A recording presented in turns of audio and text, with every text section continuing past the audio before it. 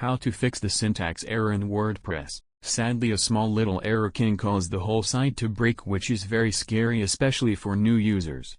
If you were trying something new on your WordPress site and got the following error: syntax error, unexpected, then don't freak out. You are not the first one to receive the syntax error in WordPress, and you will not be the last one. In this video, we will show you how to fix the unexpected syntax error in WordPress, using proper syntax to avoid errors. The syntax error is usually caused by a tiny but crucial mistake in your code syntax. A missing comma or an extra curly bracket can break the entire script. Fixing the syntax error using FTP.